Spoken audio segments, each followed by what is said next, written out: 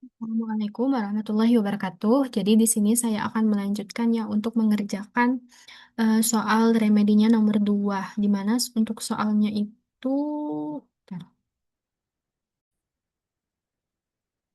Dan jadi program itu ini nih. Buatlah program yang menerima input N dan juga menampilkan output dari nih jumlah deret ini.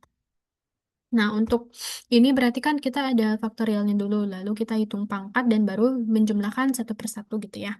Oke, jadi untuk deskripsi atau cerita programnya, yang pertama, program ini dimulai dengan meminta pengguna untuk memasukkan sebuah nilai N yang akan menentukan panjang deret yang akan dihitung. Nah, setelah itu nilai N dimasukkan, program masuk ke fungsi jumlah. Nih, fungsi jumlah yang bertugas menghitung sekaligus menampilkan bentuk deret dan hasil akhirnya. Di dalam fungsi ini, program menyiapkan sebuah variabel total untuk menyimpan hasil penjumlahan semua suku deret. Kemudian, program akan melakukan perulangan dari sampai dengan 1 sampai dengan I sama dengan N, di mana setiap langkah perulangannya mempresentasikan satu suku dalam deretnya. Jadi, ya, eh, perulangannya itu akan membaca satu persatu terlebih dahulu dari suku-suku deret yang telah tampilin gitu. Nah, pada setiap perulangan, program akan menghitung nilai pangkat yang digunakan, yaitu P sama dengan N-1 ditambah 1. Sehingga pangkat akan menurun dari N sampai dengan 1. Setelah itu, program akan memanggil fungsi faktorial I untuk menghitung nilai dari I faktorial, yaitu hasil perkalian dari 1 sampai dengan I. Hasil faktorial ini kemudian dipangkatkan menggunakan fungsi pangkat F, P, sehingga terbentuklah nilai dari bentuk I faktorial pangkat P.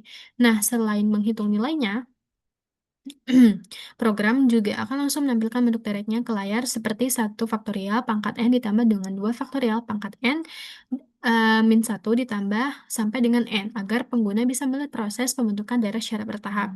Jadi nanti ini akan di running ya, nanti akan kelihatan pangkat-pangkatnya itu ada berapa aja. Misalnya deretnya itu nanti ditampilkan juga.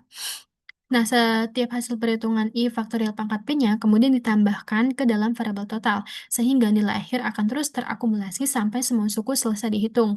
Setelah perulangan selesai, fungsi akan mengembalikan nilai total tersebut ke fungsi main. Terakhir, program akan menampilkan hasil akhir penjumlahan seluruh deret di layar. Nah, jadi gitu. Nah, selanjutnya kita masuk ke algoritma deskriptifnya supaya kita bisa mengerti ya gimana alur yang jelas untuk menyelesaikan suatu pemrograman ini. Yang pertama, pastinya kita memulai terlebih dahulu untuk programnya. Di mana dimulai dari fungsi main ini nih. Nih, nanti akan dipanggil fungsi-fungsi yang sebelumnya. Lalu program akan mendeklarasikan fungsi faktorial ini untuk menghitung nilai n faktorial dengan cara mengalihkan semua bilangan dari 1 sampai dengan n. Program akan bentar, bentar. Jadi, program akan mendeklarasikan fungsi pangkat A, B untuk menghitung nilai A pangkat B dengan cara mengalihkan A secara berulang sebanyak B kali gitu ya. Misal 2 pangkat 3 berarti mengalihkan 2 sebanyak 3 kali. Nah, program mendeklarasikan fungsi jumlah N untuk menghitung sekaligus menampilkan deret dari dan hasil penjumlahannya.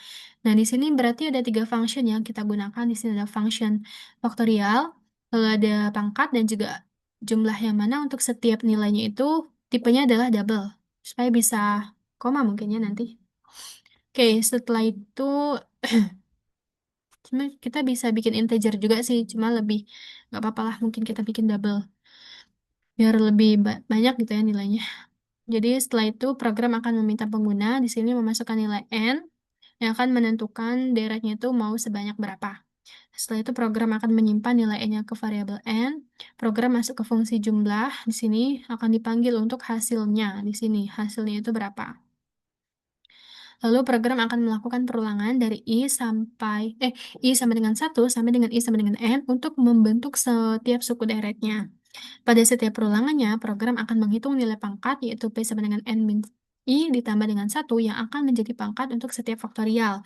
Lalu program akan memanggil fungsi faktorial I untuk menghitung nilai I faktorial. Lalu program akan menyimpan hasil faktorial tersebut ke variabel sementara F. Program memanggil fungsi pangkat FP. Ini fungsi pangkat FP untuk menghitung nilai I faktorial pangkat P. Lalu program akan menampilkan bentuk deret ke layar dalam format I faktorial pangkat P agar pengguna itu dapat melihat proses pembentukan deretnya. Lalu jika I belum mencapai N, program akan menampilkan tanda plus untuk melanjutkan deret. Artinya penjumlahnya itu masih berjalan selama I-nya itu belum mencapai N. I-nya itu sudah mencapai N maksudnya. Nah, setelah itu program akan menambahkan hasil I faktorial pangkat P tadi ke dalam variabel total. Proses perulangannya dilanjutkan sampai semua suku dereknya terhitung. Oke, setelah itu perulangan selesai dan kita lanjut untuk mengembalikan nilai totalnya tadi. Kalau nilai totalnya udah ketemu gitu ya. Lalu program akan menampilkan hasil akhirnya dan program akan selesai. Oke, kurang lebih seperti itulah untuk algoritma deskriptif. Untuk gimana sih program ini dapat berjalan gitu ya. Setelah itu kita masuk ke penjelasan programnya terlebih dahulu kali ya. Itu pastinya ada input ekstrim ya, karena kita dapat supaya kita dapat menggunakan si in dan juga si out, yaitu em, masuk dan juga mencetak teks gitu ya. Nah, lalu di sini ada using namespace std, artinya itu supaya kita tidak perlu lagi untuk menuliskan std titik dua berulang-ulang. Jadi cukup si out, si in gitu, itu aja tanpa menulis std di depannya. Nah, lalu di sini ada, kok ini?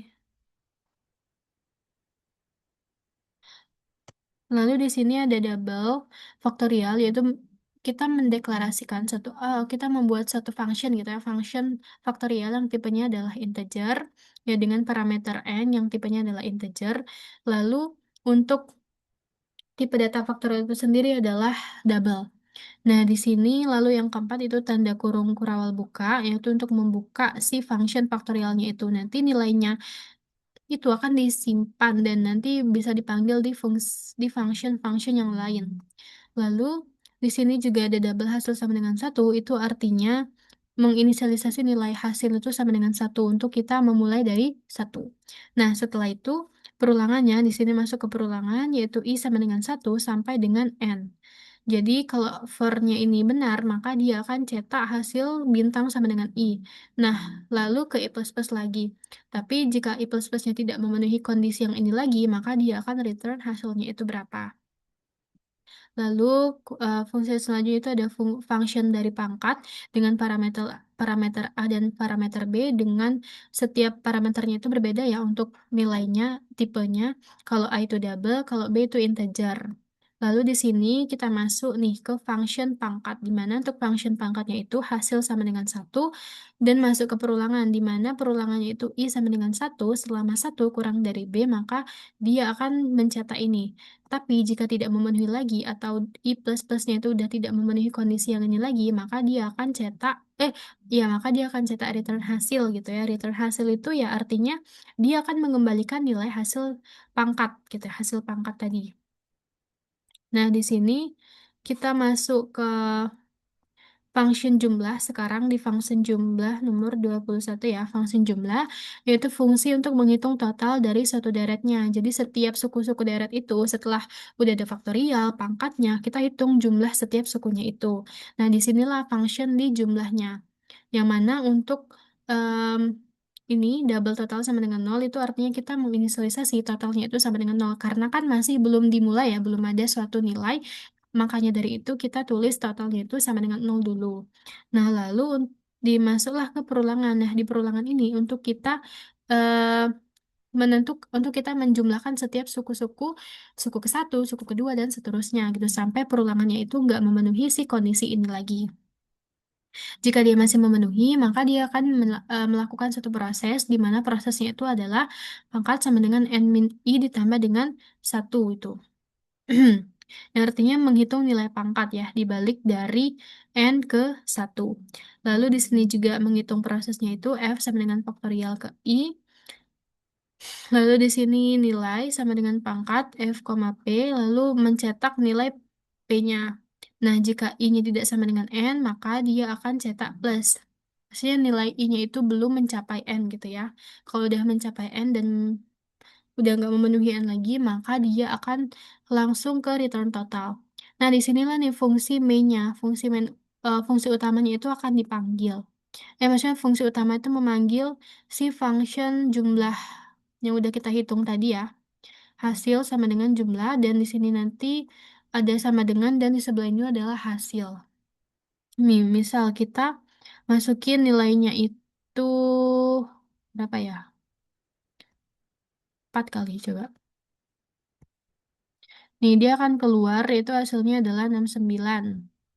Jadi satu faktorial itu kan berarti ya satu, satu pangkat 4 berarti 4. 4 ditambah dengan 8 ya, 12. 12 ditambah dengan 36 gitu, 12 tambah 36. Lalu ditambah sampai ke, ini berarti 24, jadi 69 hasilnya. Coba kita lihat untuk penjelasan programnya. Nih, yang pertama kita mulai terlebih dahulu tadi kan. Kita mulai dengan fungsi main-nya itu gimana. Kita mulai lalu memesan variabel di memori, yaitu n itu untuk menginput, kita input n sama dengan 4 tadi kan. Lalu hasil hasil yaitu di fungsi dengan tipenya double itu menyimpan hasil akhirnya. Nah, di fungsi yang pertama itu total, ada total, lalu ada i, pf, yaitu ini tipe-tipe datanya, maksudnya variabel-variabel yang kita gunakan. Nah, di sini kita mulai mungkin ya. Ini menunggu input dari keyboard kan, pasti setelah dia menampilkan teks N-nya tadi, masukkan N-nya berarti langsung ke input N. Nah, setelah itu untuk proses perhitungannya, di sini fungsi fungsi jumlah. Ini kan dipanggil tadi ya sama in main-nya. Hasil sama dengan jumlah, fungsi jumlah N. Nah, di sini kita lihat fungsi jumlah N. Fungsi jumlah program akan menghitung ini kan. Nah, kita perulangan dimulai, iterasinya itu dimulai dari 1 sampai dengan 4 berarti. Nih, selama 1 kurang dari sama dengan 4, maka dia akan melakukan proses ini. Nah, prosesnya itu kita hitung, P sama dengan berarti N dikurang I ditambah 1, berarti 4 dikurang dengan 1 ditambah dengan 1, yaitu 4. Lalu, berarti P-nya udah dapat 4 gitu ya. Nah, untuk F-nya, itu faktorial faktorial ke I artinya faktorial yang pertama yaitu 1 berarti lalu nilai sama dengan pangkat FPF-nya tadi udah dapat eh, nilai faktorialnya yaitu 1 tadi ya fak 1 koma dengan P berarti pangkat 1 pangkat 4 berarti 1 nih di sini lalu cetak berarti lalu hitung coba kita lihat di sini. Setelah dia mencetak yang 1 faktorial pangkat 4 ini, lalu program akan menjalankan nih, nih, jadi ini akan dicetak setelah itu diikuti dengan I tadi, 1 berarti kan 1 faktorial pangkat P-nya tadi kan 4. Nah, makanya di sini tertulis seperti ini. Nah, setelah itu masuk ke kondisi jika 1 tadi tidak sama dengan 4, berarti kita tulis tambah. Ini kan, 1 tidak sama dengan 4, berarti ditulis tambah di sini. Nah, setelah itu kita hitung total plus sama dengan nilai. Berarti totalnya itu adalah total, berarti 0 ditambah dengan nilainya tadi. Tadi kan nilainya pangkat 1 pangkat 4 berarti 1 ya. Berarti 0 ditambah 1. Berarti total sekarang itu adalah 1. Nah, lalu kita masuk lagi ke I++. Nah, di I++ ini berarti I sekarang adalah 2 karena 1 ditambah dengan 1. Oke, berarti sekarang adalah 2. Selama 2 kurang dari sama dengan 4, maka kita akan menjalankan ini. Ini akan dijalankan, berarti P-nya itu adalah, N tadi kan 4, masih N-nya tetap ya, berarti 4 dikurang 2 kan 2. 2 ditambah dengan 1, berarti 3 sekarang. F sama dengan faktorial I, berarti faktorial 2. Nah, faktorial 2 itu kan, em, kita lihat di sini, berarti faktorial 2. Kita masuk ke sini ya berarti. Faktorial 2 yaitu hasil sama dengan 1. Selama selama 1 itu kurang dari sama dengan 4 berarti hasil sekarang kalau di sini faktorial 2 yaitu 2 berarti kan. Makanya dari itu kita tulis di sini untuk um, cout. Cout di sini yaitu buka tanda kurung dulu. Ini tanda kurung. Lalu diikuti dengan I-nya tadi adalah 2. 2 faktorial lalu pangkat P-nya tadi udah kita dapetin yaitu 3. Nah, lalu jika 2 itu tidak sama dengan 4, berarti kita masuk di plus, yaitu 2 pangkat 4. Lalu total plus sama dengan nilai, berarti total sekarang itu adalah 1 kan. 1 ditambah dengan nilainya tadi, em, nilainya tadi itu adalah ini ya, pangkat F-nya tadi kan kita udah dapat 2, berarti 2 pangkat dengan 3 berarti 8. 9 berarti total sekarang adalah 9 karena 1 ditambah dengan 8 yaitu 9. Nah, sampailah ke pangkat yang keempat. Gitu aja caranya. Lalu dipanggil dan jika tidak memenuhi lagi, maka dia akan return si totalnya dan akan masuk ke fungsi yang utama ini, yaitu cetak sama dengannya dan hasilnya itu dicetak di sini. Nah, mungkin itu aja. Oke, setelah kita lanjut ke pseudocode dan juga flowchart.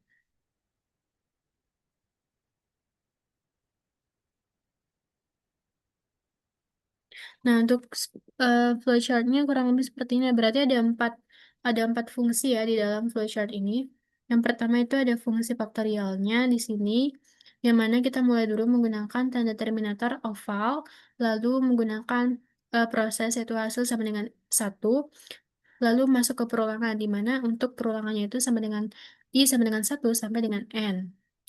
Jika iya, berarti dia akan cetak hasil bintang sama dengan I dan ke I++ lagi. Tapi kalau I++ nya di perulangannya udah nggak memenuhi lagi, maka dia akan ke false, yaitu mencetak hasil, yaitu return hasilnya dan selesai.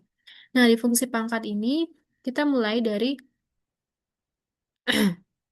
nih ya, untuk eh, langsung aja ke hasil sama dengan satu ini untuk prosesnya itu. Lalu di sini kita masuk ke perulangan. Perulangannya itu kita masuk ke I sama dengan satu sampai dengan B gitu ya. Jika iya, berarti dia akan cetak hasil bintang sama dengan A.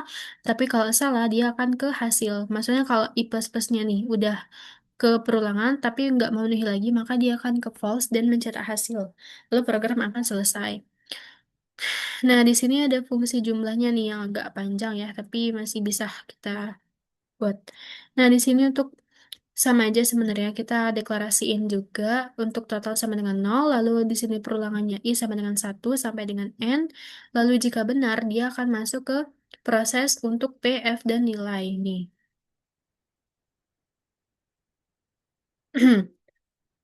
Ini ya. Mana? Nih. Lalu kalau benar, lalu kalau selanjutnya prosesnya itu dia akan masuk ke cetak P tadi.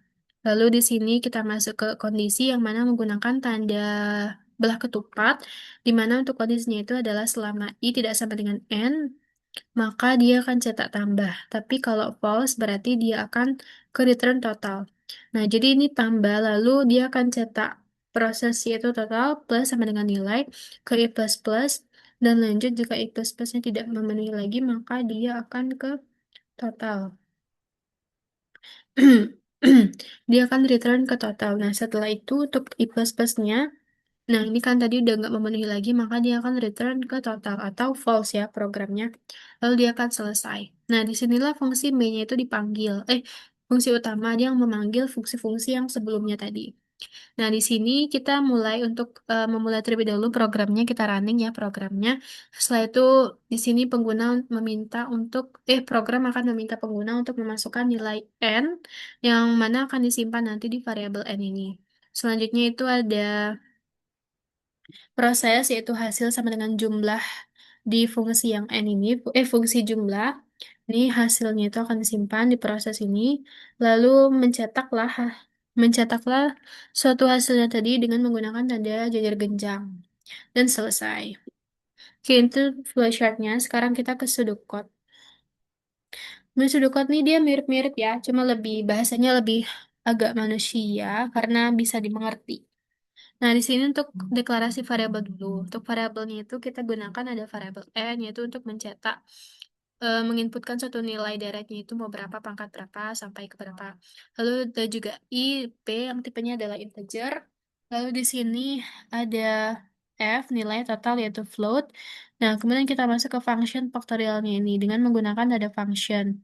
Nah, di sini tuh artinya kita eh, tipe data dari function itu ya, dengan menggunakan tanda panahnya ini. Oke, untuk kurang lebih seperti ini sih, sama-sama kayak yang sebelum-sebelumnya juga. Ini untuk hasilnya itu, maksudnya hasil itu disimpan dengan nilai satu. Nah, ini untuk perulangannya selama I itu, eh, untuk perulangan yang I itu disimpan dengan satu sampai dengan B. Oke, untuk sudokatnya sih, itu aja. Oke, mungkin itu saja yang dapat saya sampaikan di tugas kali ini. Yang nomor dua, apabila ada kesalahan dalam tutur kata saya yang kurang berkenan, saya minta maaf. Saya ucapkan terima kasih. Wassalamualaikum warahmatullahi wabarakatuh.